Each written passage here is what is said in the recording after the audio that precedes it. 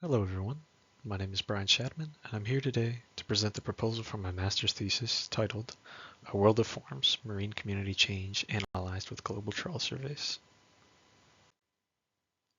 As you all know, in collaboration with researchers at Dalhousie University, Department of Fisheries, Oceans Canada, and Woods Hole Oceanographic Institute, this thesis aims to analyze and contrast historical trends in community structure, biodiversity, and stability in demersal fish communities on highly fished continental shelves all throughout the Northern Hemisphere.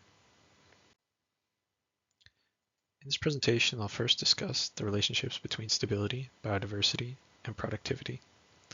Then, how fishing and climate change disturb these dynamics. Next, I'll introduce the FISHGLOB dataset of scientific bottom trawl surveys and discuss how this new resource can be leveraged to analyze the dynamic relationships between community properties. I'll provide an overview of my research strategy, and I encourage you to ask questions after the presentation about particular data analysis protocols described in the appendix. Lastly, I'll show some preliminary results from my Chapter 1 analysis and invite you all to give your perspective on limitations and interpretations. This work begins with a theoretical framework. In community ecology, the stability, biodiversity, and productivity of natural systems are of key interest, as each of these properties affect ecosystem function and perceived services. Historically, these properties have only been analyzed in isolation or pairwise, but contemporary research suggests the relationship between these properties is bidirectional, dependent on spatial scale and disturbance level, and tightly connected to food web ecology. For example, trophic interactions between community members can modify, dampen, or reverse the relationships between these properties. For example, taxonomic biodiversity can be accelerated by lack of predation, the loss of some top-down control, through speciation and open niches. However, this same trophic control reduces selection for disturbance resilience and can ultimately destabilize the community when disturbances like invasions occur, ultimately leading to reductions in biodiversity as response diversity for particular disturbance becomes disjoint from biodiversity. Given potential feedbacks between stability, biodiversity, and productivity, it remains unclear in many systems which of these properties maintains ecosystem structure and function. Furthermore, the influence of trophic interactions on these relationships complicates the prediction of communities' aggregate response to the loss of individual species or whole trophic levels. In this thesis, I do not investigate productivity directly, but I examine community biomass, size spectra, and structure which drive productivity, and I come up with different ways of analyzing biodiversity and stability. Two major disturbances affecting marine ecosystems include commercial fishing and climate change. Local climate velocities in the ocean can be up to 7 times faster than on land, especially in the northern hemisphere. This causes species ranges to shift poleward and deeper in the water column. Eventually, climate change can trigger phase shifts, which dramatically alter fundamental community properties, and overall encourage compositions to lean towards highly mobile, generalist foragers. It has been observed that ranges of climate generalists appear to expand faster than the ranges of climate specialists contract. The net result is still reduced planetary biodiversity and the homogenization of marine ecosystems. Commercial fishing impacts ecosystems at the community and species level by increasing size-selective mortality, which decreases average trophic level and body size, resulting in changes to community productivity and stability. Overfished stocks become more variable in demography and susceptible to sudden collapse, which complicates estimating catch quotas. Lastly, alterations to trophic interactions caused by fishing influence trophic moderation of community properties, including response diversity to climate change. Overall, species loss caused by climate change and overfishing is linked with dynamic changes in stability, diversity, and productivity. For example, cascading extinctions can be initiated by the loss of keystone species, structural species, ecosystems engineers, or foraging generalists.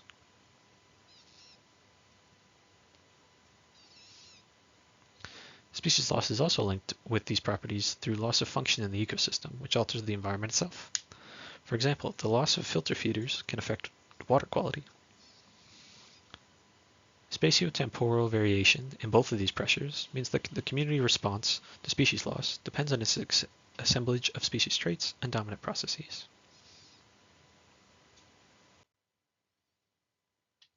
To further examine the impact of disturbance on demersal fish communities across space and time, I've chosen to leverage the FISHGLOB dataset of scientific bottom trawl surveys, SBTSs. Made public in 2024, this resource of metadata standardized trawl surveys records changes in the diversity of life on continental shelves, ecosystems characterized by large spatial areas, high diversity, complex food webs, and strong fishing pressure. That last point reflects the original purpose of trawl surveys, which have been conducted around the world for over 50 years to assess fish stocks and estimate catch quotas. Although several biases like fish catchability and uncertainties like gear changes propagate throughout this data, its intentional sampling of highly fished regions around the northern hemisphere promises to shed light on the disturbance response of diverse fish communities and the confounding influence of climate change on these dynamics. For that reason, the thesis I propose here focuses on two principal questions related to my interest in biogeography and climate response. 1. How have northern hemisphere demersal fish communities changed over time in terms of biodiversity, stability, and structure? Can generalizable inferences be drawn about the relationships between biodiversity, stability, and structure under the twin pressures of fishing and climate change? To address these questions, I plan on testing the following hypotheses supported by existing trawl survey-informed literature. Assuming that community-level indicators of stability are sensitive to recent anthropogenic climate change, I hypothesize increased climate variability will correlate with decreased community stability. Assuming sampled communities are characterized by historical spatial and temporal trends in biodiversity, like latitudinal or seasonal, I hypothesize these trends will change over time, with greater changes at higher latitudes and areas with higher climate velocities. Assuming that fishing pressure synchronizes the dynamics of diverse populations, I hypothesize fishing pressure will correlate with greater variability in total community biomass. Finally, based on consistent regimes of change observed in previous SBTS-informed studies, I hypothesize that more stable communities will be characterized by significantly higher biodiversity, lower synchrony, lower fishing pressure, greater within trophic group compensation, and lower stability in individual populations. But this might not be the only regime of change. This figure describes my underlying assumptions about the effect of climate change and fishing on stability and diversity in these communities. While SBTS programs were designed to analyze the end-stage property of productivity, they have the potential to shed light on underlying mechanisms like trophic control and synchrony that determine community biomass, from which productivity and fisheries interests are ultimately derived. If interconnected controls of stability, diversity, and community structure are better understood, the community biomass and fisheries benefit specifically may be better estimated under future climate and harvesting scenarios. To date, numerous ecological studies using SBTSs have developed metrics of community change for one or two community properties. Here I propose a more holistic analysis of historical trends in related community properties by building a suite of metrics for change in community biodiversity, stability, and structure. With this suite of indicators, I will estimate the effect size of drivers, including sampling protocol, fishing pressure, and climatological variables. By applying this methodology across broad spatial scales over long time periods, I'll arrive at a general comparison of disturbance effects on demersal fish dynamics. This figure outlines my research strategy involving a test case and subsequent global analysis. Starting out with the FISHGLOB public dataset, I'll subset for the Scotian Shelf, its subregions, and before and after the groundfish collapse.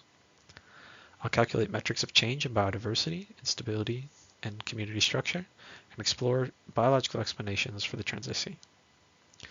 I'll identify the impact of local climate velocity and fishing pressure on these metrics, and investigate correlated changes in life history and thermal optima. In Chapter 2, I'll expand the community analysis to all survey units in FISHGLOB using version 1 of the R package I'm developing. I'll append the dataset with new sources such as DFO and Newfoundland's RV survey. I'll associate global trends in community composition, stability, biodiversity, ecosystem function, and life history with climate and harvesting pressures. And I'll identify hotspots of resilience to community changes and proposed mechanisms for the stability, summarizing these lessons for ecosystem managers witnessing cold water to warm water regime shifts.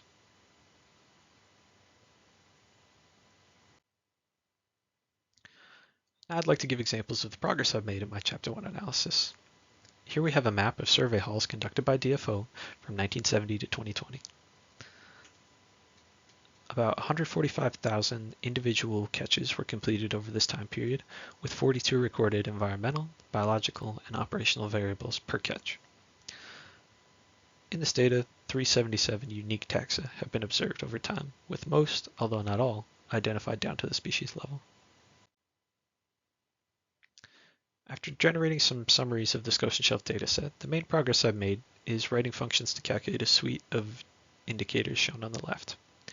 So far, I've been able to estimate the quantities in red, and have found protocols in the literature for estimating the remaining indicators.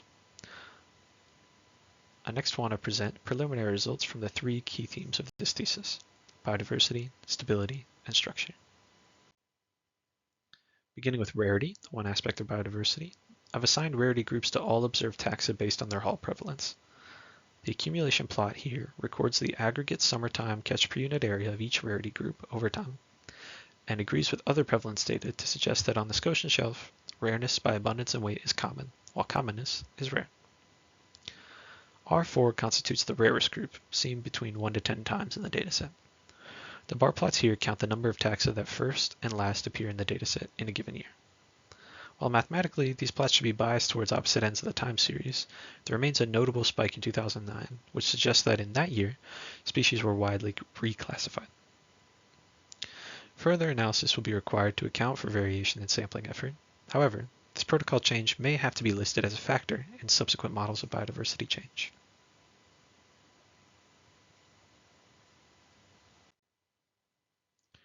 To analyze the trophic structure of the fish community and build metrics of resilience, resistance, and reactivity based on trophic group biomass, I've assigned trophic levels and groups to all species rank taxa using information from the ecology and diet tables of FishBase. The stacked area plot shows how the yearly average summertime catch per unit area of trophic groups X1, X2, and X3 change over time, X3 being the highest trophic level and X1 the lowest. The auto and cross-correlation plot to the left highlights significant cross-correlation between trophic groups X2 and X3 at a time lag of 6 to 14 years.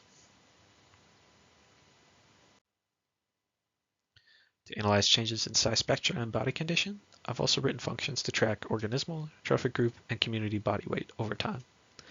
In this graph, we observe the yearly average body weight of trophic groups X1, X2, and X3 changing over time, with consistent reductions in body weight into the 1990s and early 2000s. A sanity check for my body weight calculation was that the species to have witnessed the highest objective body weight change was Xiphias gladius, the swordfish. Here I plotted body weight relative to 1970 records for each trophic group, thus accounting for size differences between that group. Likewise, we can observe consistent decline in body weight until the early 2000s. Although the community composition, and thus trophic group membership, is changing throughout the time series, these reductions are consistent with individual species' loss of body weight. Another sanity check here was that the species with the greatest relative change in body weight was the black swallower, shown above, an organism that may have been documented with and without a prey item larger than itself inside.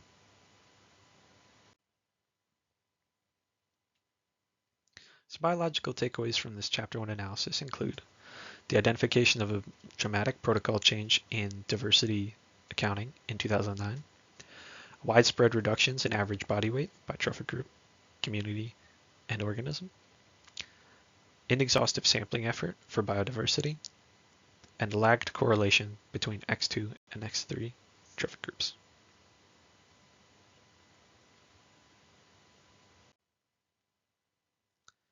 Chapter 2 of this thesis will focus on the remaining FISHGLOB and external datasets. The public FISHGLOB dataset alone ranges from 1963 to 2021 and includes 2.8 million individual catches visualized in the map above. Although 47 SPTS programs are represented in this dataset, one challenge to its use will be inconsistency in sampling duration, as observed below. So far, I've accomplished the following in preparation for Chapter 2. I've manipulated FISHGLOB datasets in R, joined the FISHGLOB consortium and followed their meetings, prepared a thesis proposal presentation presented by Nancy Shackle at the 2024 FISHGLOB working group meeting. I've generalized trawl survey analysis methods in building the first version of my R package. I've secured access to a temporal subset of the DFO Newfoundland RV survey. I've identified additional open trawl survey datasets focusing on high latitude systems.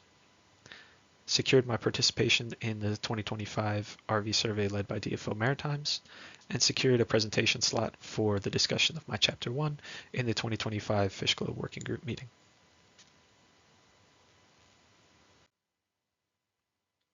Through this thesis, I'll contribute to field knowledge by creating a climatic scale comparison of community change in heavily fished habitats, characterizing dynamic relationships between community properties, and distributing an open access R package that can be used to efficiently analyze FISHGLOB formatted datasets.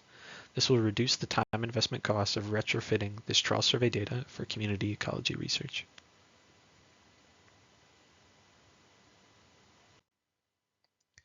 The outcomes of this thesis may be beneficial for conservation agencies interested in identifying northern latitude regions of high stability, ecosystem managers interested in tractable indicators of community change, and warning signs of phase shifts. Lastly, other researchers may utilize data products from this thesis in further specialized investigations restricted to smaller regions or shorter timescales. This figure outlines my plan to accomplish my thesis objectives on time. I'll leave this timeline up on screen as we discuss feasibility right after I thank my committee for supporting my master's thesis and offering me their expertise. I really appreciate you guys being here today, and I'll leave my timeline up on the screen for questions. Thank you.